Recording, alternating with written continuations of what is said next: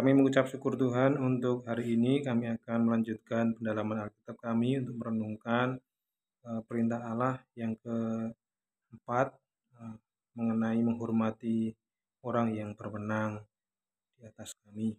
Kami menyerahkan pembelajaran Alkitab ini ke dalam pertolongan-Mu. Di dalam nama Tuhan kami Yesus Kristus kami berdoa. Amin. Perintah yang keempat mengenai wakil Allah di dunia. Kita akan baca dalam Keluaran 20 ayat yang ke-13. Kita baca bersama-sama. Keluaran 20 ayat yang ke-12. Ayat yang ke-12. 1, 2, 3. Hormatilah ayahmu dan ibumu, supaya lanjut umurmu di tanah yang diberikan Tuhan Allahmu kepadamu. Nah, perintah ini secara khusus mengingatkan kita bahwa Allah menghendaki supaya kita itu menghormati bukan hanya orang tua kandung, bukan hanya bapak dan ibu kandung saja, tetapi Allah menghendaki supaya kita menghormati orang-orang yang berwenang atas kita. Siapa yang berwenang atas kita? Tidak hanya orang tua kita, tetapi juga orang-orang yang ada di lingkungan keluarga. Kalau tidak punya orang tua ya berarti mungkin siapa? Paman, bibi, tulang, kuda, opung, sama saja itu orang tua. Tapi juga kita diperintahkan untuk menghormati orang yang berwenang di lingkungan gereja dan pemerintahan kita. Nah, mengapa kok tidak hanya orang tua saja? Mengapa orang itu berwenang? Karena mereka itu adalah wakil Tuhan untuk mengajarkan firman yang menyelamatkan kita. Makanya mereka punya wewenang atas kita. Oleh karena itu, kita diperintahkan untuk menghormati tidak hanya orang tua, tetapi juga orang yang berwenang atas kita di gereja maupun di pemerintahan. Nah, sedangkan para wakil yang di dalam pemerintahan itu punya wewenang atas kita. Mengapa? Karena mereka itu memberi kita berkat hukum dan tata tertib supaya aman, supaya kita itu hidupnya terjaga di tempat di mana kita tinggal. Coba kalau tidak ada hukum, tidak ada tata tertib yang dibuat oleh pemerintah, semuanya kacau balau. Tapi karena ada pemerintah yang membuat undang-undang, yang membuat tata tertib buat kita, sehingga kita memiliki keamanan, ya, pemeliharaan terhadap keamanan bagi tubuh kita. Nah, terus sekarang kembali tadi perintahnya adalah apa? Menghormati ayahmu dan ibumu. Pertanyaannya adalah, mengapa kita tadi diperintahkan untuk menghormati bapak dan ibu? Apa yang kalian dapat dari bapak dan ibu? Yang sudah kalian dapat dari bapak dan ibu itu apa sih? Makanan. Apalagi yang kalian dapat dari orang tua? Pakaian. Apalagi? Tempat tinggal. Apalagi yang kalian dapat dari orang tua? Pengajaran firman Allah sebagai pedoman hidup, ya toh? Nggak dibiarkan semaunya sendiri. Itu berkat-berkat yang diberikan oleh orang tua buat kita. Maka tadi perintahnya khusus, hormatilah ayahmu dan ibumu karena mereka sudah memberikan hal-hal tadi. Makanan, pakaian, tempat tinggal, pengajaran firman, tetapi juga yang paling penting apa kalian dapat dari orang tua? Kasih sayang. Jadi Allah ingin supaya kita itu menghormati orang tua karena melalui mereka kita mendapatkan berkat-berkat baik jasmani maupun rohani. Nah itu. Nah, sampai kapan kita menghormati mereka? Sampai seumur hidup, ya kan? Bukan hanya waktu kecil saja. Nah, biasanya kalau anak-anak itu kalau sudah mulai gede, sudah mulai bisa mencari uang sendiri, ya kan? Mulailah dia tidak mendengarkan apa yang dikatakan orang tua. Kalau sudah punya teman-teman, ya kan? Kalau sudah punya komunitas bestie, biasanya yang didengar adalah siapa? Yang didengar bestinya, yang didengar kawannya, karena orang tuanya dianggap apa? Tidak nyambung. Yang nyambung adalah temennya, padahal nyambung supaya dibawa menjauh dari firman Allah. Nah itu dia, hati-hati. Nah, sampai kapan kita menghormati orang tua? Sampai tua, sampai mati, ya kan? Dihormati. Ya kalau sudah mau mati kan kembali kepada Tuhan semua kan, kembali kepada Bapa di surga. Ya, akhirnya kalian menjadi orang tua yang nanti akan dihormati oleh anak-anak kalian masing-masing. Nah, itu dia. Nah, oleh karena itu Allah mengandalkan kita untuk menghormati para wakil Tuhan. Siapa tadi wakil Tuhan itu?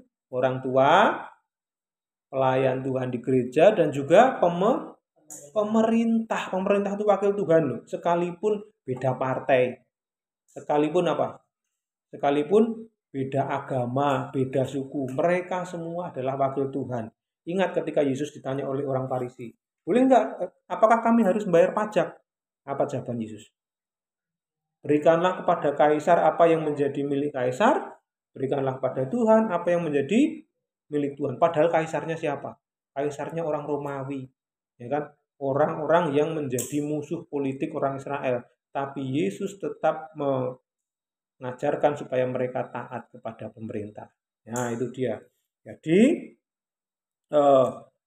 para wakil Tuhan tadi itu akan bertugas untuk menjadi wakilnya dengan cara apa? Dengan cara memberikan kita didikan, ajaran, tetapi juga dengan cara apa? Menegur dan menasihati. Nah, ini dia.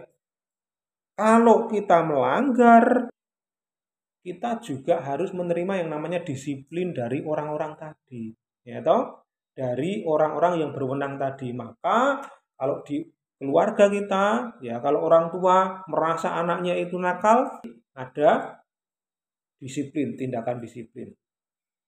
Nah, tindakan disiplin itu sebenarnya berkat buat kita. Ya, ada orang yang trauma, gitu. Ada orang yang nggak terima diberi didikan orang tua dan menganggap orang tuanya kejam, orang tuanya itu apa namanya otoriter. Orang tua itu kalau mendidik ya dengan keras itu bukan untuk melampiaskan kebencian, tetapi adalah untuk memberikan didikan.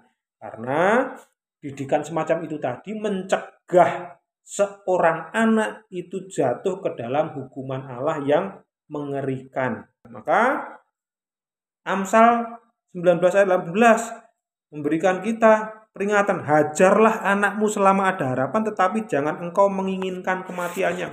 Berarti apa? Boleh menghajar loh, bukan ajarlah, hajarlah. Yang penting bukan untuk menghajar apa, untuk membunuh bukan ya. Bahkan apa? Kalau kita ingat Amsal 13:24 apa? Siapa tidak menggunakan tongkat benci kepada anaknya. Tetapi siapa mengasihi anaknya, menghajar dia pada waktunya. Berarti firman Tuhan itu mengizinkan orang tua itu untuk apa? Untuk mendidik anak dengan keras supaya mencegah apa? Mencegah dia itu jatuh ke dalam hukuman Allah yang mengerikan. Nah, itu. Ini adalah latihan penting di dalam hidup ya. Disiplin itu latihan penting di dalam hidup.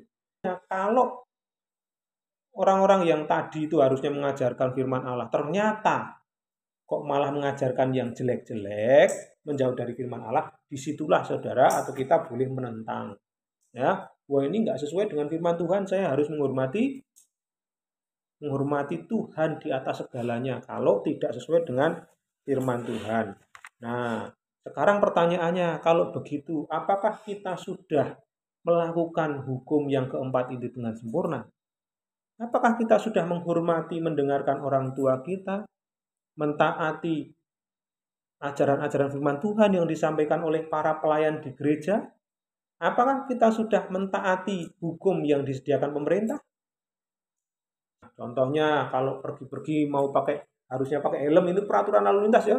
Tapi kita seringkali tunggu ada polisi baru pakai helm. Nah, itu dia. Ini contoh ya. Kita seringkali lupa untuk mentaati para wakil Allah.